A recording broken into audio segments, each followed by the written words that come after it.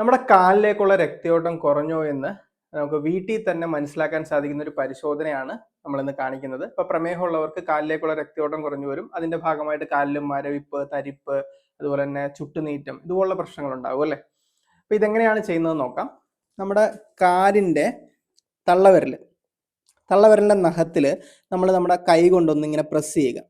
അപ്പോൾ അത് പിങ്കിഷ് കളറിലായിരിക്കും ഇരിക്കുന്നത്, പിങ്ക് കളറിലായിരിക്കും നഖം ഇരിക്കുന്നത്. അപ്പോൾ നമ്മളിങ്ങനെ പ്രസ് ചെയ്യുമ്പോൾ അത് പെട്ടെന്ന് വെള്ളയായിട്ട് മാറും.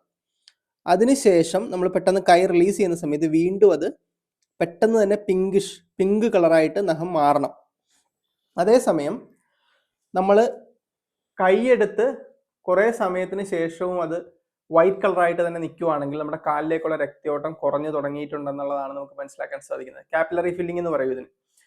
അപ്പം ഇങ്ങനെ രക്തയോട്ടം കുറവാണെങ്കിൽ ഇതിന് നിങ്ങൾക്ക് എക്സർസൈസുകൾ ചെയ്യാം. ന്യൂറോപ്പതിയുടെ ഒരു പ്രശ്നമാണ്. അപ്പോൾ രക്തയോട്ടം കൂടുന്നതിന് വേണ്ടിയിട്ടുള്ള എക്സർസൈസുകൾ ചെയ്യാം കാലിലേക്കും കൈയിലേക്കുമുള്ള.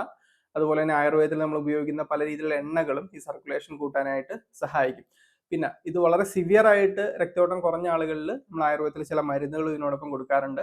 വളരെ എഫക്റ്റീവാണ്.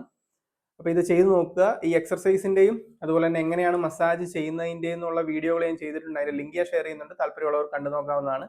ഈ വീഡിയോ നിങ്ങൾക്ക് പ്രയോജനപ്പെട്ടു തോന്നിയാൽ മറ്റുള്ളവർക്ക് ഷെയർ ചെയ്ത് കൊടുക്കുക.